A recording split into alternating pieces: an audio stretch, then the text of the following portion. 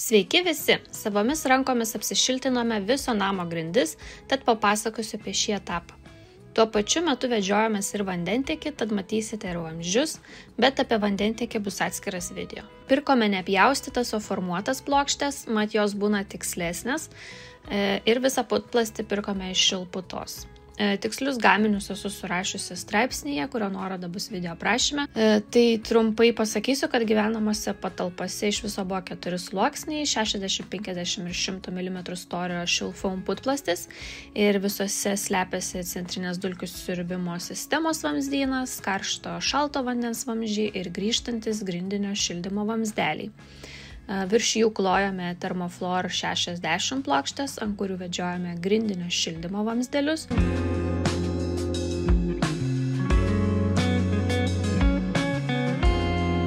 Ant plokščių dugno purškėme Foamflex 60 seconds putų, kraštuose ir tarp plokščių, kur susidarė didesni tarpeliai, Foamflex 7 Doors and Windows putų. Dar tam tikrose vietose reikėjo Foamflex Fast Cut putų.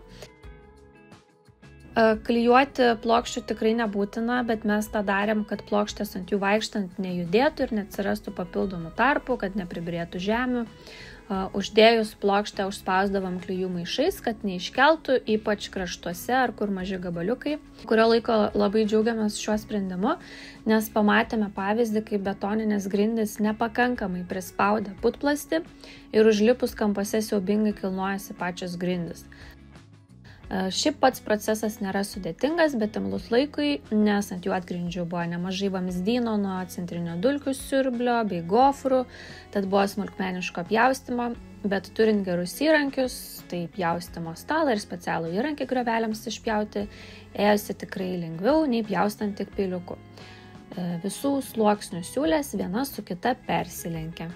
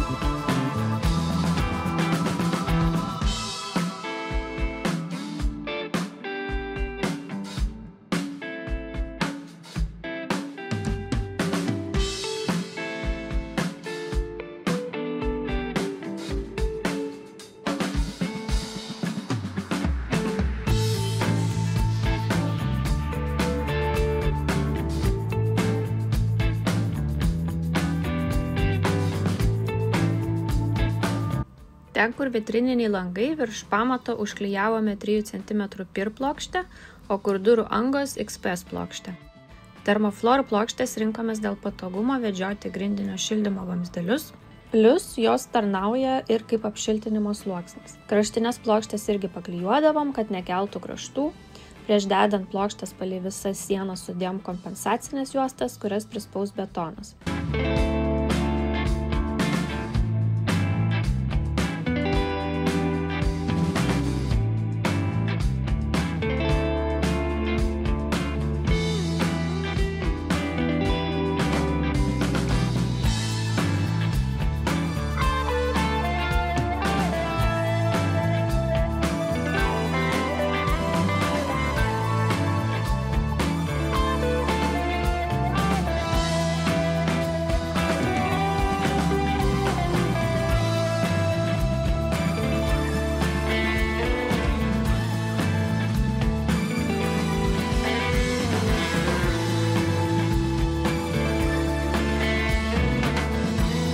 Šiaip buvo ką veikti, nes turi sutapti tie visi spuogai ir gražiai susimauti vienas su kita, tai pjaustyti reikia su itin gerai veikiančia galva.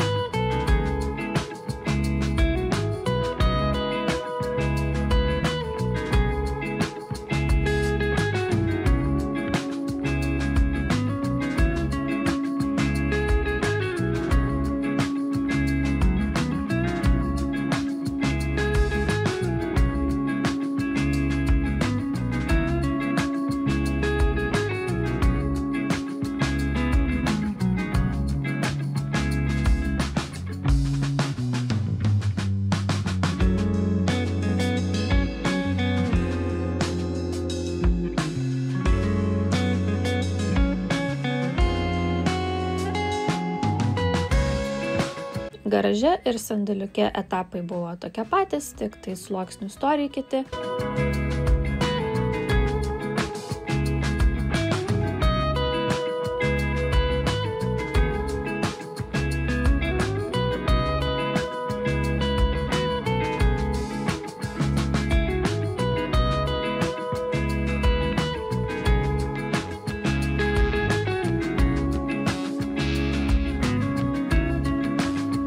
Tiesa, ten, kur bus latakai ir prie garažo įvažiavimo paklijavome XPS plokštės dėl didesnio tvirtumo.